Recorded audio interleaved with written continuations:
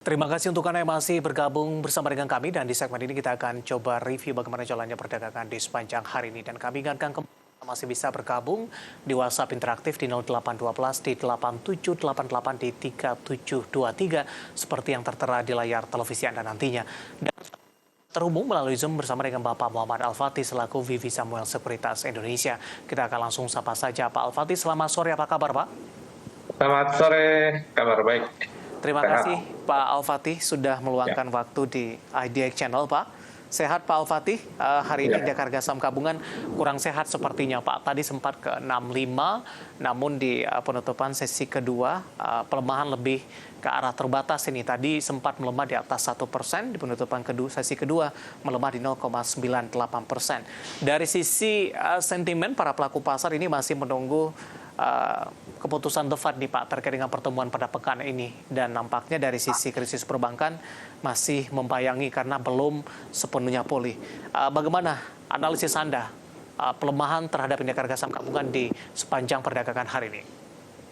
Ya, perdagangan hari ini sangat dipengaruhi oleh kondisi-kondisi regional ya, di mana indeks regional Asia itu bergerak antara 0,5 sampai 2,5 ya, kita di bawah 1% ya, jadi masih cukup baik sebenarnya. Tetapi memang ya sektor-sektor perbankan yang sangat sensitif ya terhadap isu ya, karena kan memang di Amerika kemarin itu ada beberapa bank yang terguncang gitu ya. Sebenarnya dengan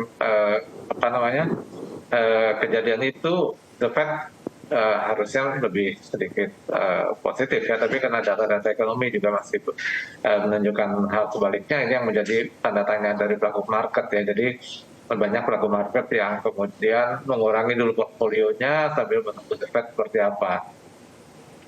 Sebenarnya pada pekan kemarin sudah ditegaskan terkait dengan krisis perbankan di Amerika Serikat tidak terlalu berdampak ke pasar dalam negeri dan juga kepada emiten-emiten terkait.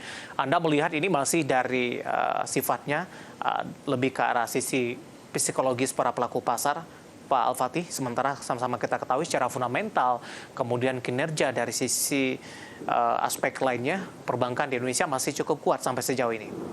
Ya, secara fundamental sih masih tidak ada masalah ya. Memang ini sentimen ya, terutama di The Fed ya, suku bunga seberapa besar suku bunga ini akan dinaikkan gitu. Karena itu pasti akan dinaikkan, hanya apakah 25 basis point atau 50 basis point gitu ya. Kalau 25 bisa diterima market karena sudah seperti yang diperkirakan gitu ya. Nah, ini yang jadi tinggal faktornya adalah seberapa akhirnya The Fed, karena kenaikan suku bunga The Fed itu bagaimanapun akan berdampak ya kepada investor global gitu ya. Meskipun kita fundamentalnya bagus, tapi mungkin di tempat lain ada yang lebih baik, atau katakanlah dengan suku bunga kenaikan yang tinggi nanti akan dinilai investasi di Amerika menjadi lebih baik, maka akan ada dana yang keluar gitu ya. Nah, ini faktornya. Jadi meskipun jadinya sifatnya relatif ya, ketika fundamental kita bagus tapi ada yang lebih bagus kira-kira begitu ya. Nah, Baik. tentunya jadi pilihan. Dari perbankan big cap juga dipengaruhi oleh sentimen akum dividen tidak Pak? Ya, kalau kita lihat sih tahun ini kan memang banyak yang akan memberikan dividen yang besar gitu ya. Nah, ini sebenarnya masih pengaruh seperti itu. Misalkan seperti Bank Rakyat, kemudian Mandiri, meskipun dia negatif hari ini, tapi sebenarnya kalau dilihat secara tren pergerakan paling tidak dari yang kemarin, penurunannya juga nggak jauh-jauh amat ya, masih dalam kisaran-kisaran harga akhir pekan yang lalu. Ya, jadi sebenarnya masih koreksi-koreksi normal sih ya sebenarnya. Rekomendasi secara keseluruhan Pak Al-Fatih untuk saham-saham perbankan big cap sampai sejauh ini? Ya, kalau saya lihat sih ya saya katakan ya, koreksinya bukan koreksi yang mengubah tren atau yang perlu diwaspadai. Jadi sebenarnya masih ada kesempatan sih untuk melakukan koleksi untuk saham-saham perbankan ini, big caps. Baik, dari perbankan Big Cap kita bergeser ke teknologi, Pak Alfati, yang hari ini menjadi pemberat bagi indeks harga saham gabungan kita ke Goto terlebih dahulu. Hari ini mengalami koreksi atau reject bawah dan level 120-an hari ini cukup jauh ditinggalkan oleh Goto. Sementara para investor masih menunggu rilis kinerja mereka di 2022 yang katanya diproyeksikan atau dijadwalkan pada sore atau malam nanti akan dirilis. Bagaimana analisis Anda pelemahan yang terjadi untuk saham Goto di sepanjang perdagangan hari ini? Ya, jadi kelihatannya antisipasi ya, karena dari konsensus juga kelihatannya laporan keuangannya masih ada kerugian-kerugian gitu ya pada laporan yang akan keluar ini. Meskipun kalau dilihat konsensus target dari analis itu masih cukup tinggi ya, di sekitar 130 sampai 150 gitu ya kisarannya. Jadi sebenarnya ini masih prospek, tapi memang ini dan kalau memang pendapat yang mengatakan sell on news atau buy on news ya, barangkali nanti kalau laporan keuangannya jelek itu muncul dan jeleknya tapi sesuai konsensus atau lebih baik dari konsensus, mungkin malah harganya akan kembali naik gitu ya. Dan kalau saya lihat sih sebenarnya ini sudah di daerah-daerah support ya. Supportnya untuk GoTo itu memang di sekitar 105 sampai dengan 98 ya.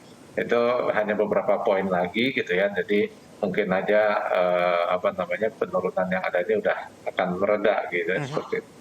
Ketika sesi pertama esok hari dibuka, strateginya seperti apa Pak Alfati untuk Goto dengan asumsi tadi kinerja mereka masih belum membukukan profit yang maksimal dalam hal ini? Ya, laporan keuangan kalau memang malam ini akan keluar atau sore nanti keluar, tentunya kita bisa melihat dari segi konsensus apakah ternyata lebih buruk atau lebih baik gitu ya dari konsensus. Nah, kemudian kita lihat nanti kalau memang kemudian bukanya katakanlah anjlok ya di daerah-daerah 100 atau 105 gitu ya, di bawah 105 lah gitu ya. Nah, itu kesempatan pembelian ya, karena reaksinya cukup terlalu jauh gitu ya. Oke, analisis dari perbankan Big Cap dan juga teknologi hari ini Goto yang menjadi pemberat bagi indeks harga saham gabungan dan lagi-lagi keputusan investasi tetap ada di tangan para investor dan trader pasar modal Indonesia. Pak Alfati, menarik, kita akan jeda terlebih dahulu, nanti juga kita akan singgung Telkom, Pak. Ini Telkom juga hari ini melemah di atas 1% dan sudah meninggalkan 4 ribuan. Kalau kita flashback ke beberapa waktu lalu, ketika Goto mengalami tekanan yang cukup dalam hal ini ada status afiliasi, Telkom juga mengalami koreksi. Nah, bagaimana proyeksinya? Dan kita masih berbincang bersama dengan Bapak Muhammad Alfati, VP Samuel Sekuritas Indonesia. Pak Alfati, menyambung perbincangan kita di segmen sebelumnya, kita akan coba analisis untuk Telkom, Pak. Hari ini juga melemah di 1,48% di 3.960, level 4 ribuan juga sudah kembali ditinggalkan oleh Telkom. Ini juga ada korelasinya beberapa waktu lalu dengan Goto, dengan adanya afiliasi sepertinya, dan pada waktu itu juga Telkom mengalami koreksi yang cukup dalam. Bagaimana Anda melihat pelemahan untuk Telkom di sepanjang perdagangan hari ini? Ya, kalau saya lihat bahwa Telkom hari ini kan turun ya, tetapi di sesi-sesi terakhir itu kembali terjadi rebound ya. Jadi menurut saya bahwa ini masih ada satu opportunity ya di Telkom, bahwa seperti juga nanti terkait ya, mudah-mudahan terkait dengan GoTo, jika kemudian setelah laporan keuangan itu hasilnya adalah masih sesuai dengan perkiraan atau lebih baik dari perkiraan, maka itu bisa menjadi suatu katalis ya untuk terjadinya rebound ya terhadap GoTo maupun Telkom nantinya. Untuk Telkom, Pak Alfati, jangka pendek support dan resisten yang mungkin bisa diperhatikan, Pak? Ya, supportnya ada di sekitar 3.900, sedangkan resistance-nya di 4.100, habis itu di 4.200. Baik, dari Telkom kita akan coba bahas saham-saham di sektor energi, Pak Alfati, terutama dari pertambangan batu bara. Hari ini lagi-lagi mengalami koreksi yang cukup dalam ini. Bagaimana analisis Anda prospek dari pergerakan saham-saham pertambangan batu bara di tengah penurunan harga komoditas dan juga ada prospek dividen jumbo untuk tahun buku di 2022, Pak? Ya, dari harga batu bara itu belum ada sedikit momentum kenaikan ya. Trennya masih turun dan masih ada ruang ke arah support kuat berikutnya ya. Jadi dari harga batu baranya memang masih belum terlalu positif ya. Tetapi mungkin dari harga rupiah yang melemah mungkin akan menguntungkan buat mereka ya sebagai eksportir. Nah, dan dengan apa namanya dividen jumbo ya mungkin memang itu menjadi satu tekanan lain ya. Tapi kalau saya lihat penurunan sebenarnya udah cukup jauh ya dari pertengahan tahun yang lalu. Misalnya PTBA kan udah dari 4.600 sekarang bahkan sempat sampai 3.200 ya, udah turun separuh. Nah ini sekarang ada rebound lagi. Jadi saya rasa apa namanya penurunan mungkin udah nggak terlalu jauh. Jadi saat ini cenderung sih konsolidasi ya. Mudah-mudahan nanti begitu ada rebound di harga batu bara kembali, saham-saham ini mulai menguat kembali gitu. Dari beberapa saham pertambangan batu bara, mana yang paling Anda rekomendasikan, terutama kalau kita lihat dari sisi teknikalnya, Pak? Ya, kalau kita lihat apa namanya yang trennya masih cukup baik itu ITMG ya. Jadi ITMG setelah penurunan cukup dalam dari Desember, Oktober malah ya tahun lalu, ini udah mulai naik. Nah ini saya lihat batas risikonya di 37125, sedangkan potensi kenaikannya mungkin ke arah 41500 gitu ya. PTBA juga sebenarnya juga mungkin menarik ya. Ini batas risikonya di 3670 dan kemudian resistance di sekitar 4070. Baik, rekomendasi dan juga review dari beberapa saham pertambangan batu bara pemirsa, dan lagi-lagi keputusan investasi tetap pada tangan para investor dan trader pasar modal Indonesia.